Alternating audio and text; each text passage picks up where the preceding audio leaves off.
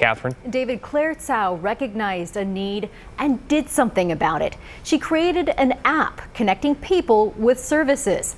A simple concept she hopes will help address a complicated issue. I'm also a high schooler. I still love watching TV, going on my phone. But that is where ordinary ends with Claire Tsao. Last summer, the Jesuit senior launched an app she created called Shelter Bridge.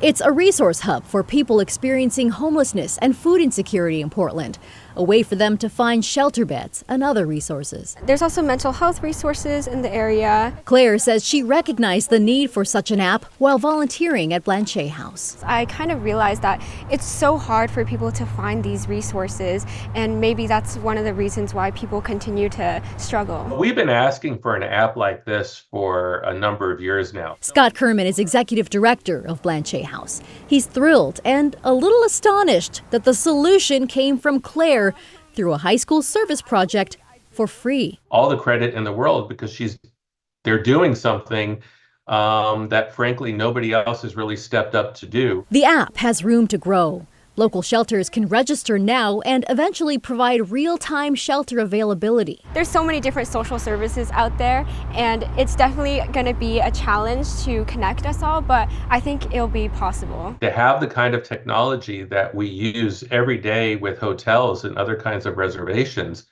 to help people get into safe, supportive, and dignified shelter would be a game changer for our community. There's so much potential here. District Attorney-elect Nathan Vasquez learned about Shelter Bridge last summer.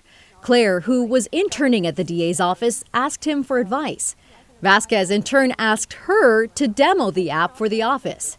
Since then, he's shared Shelter Bridge with first responders, county commissioners, and others, urging them to download and use it. The response has been, oh my gosh, this is amazing. We've been looking for this and wanting this.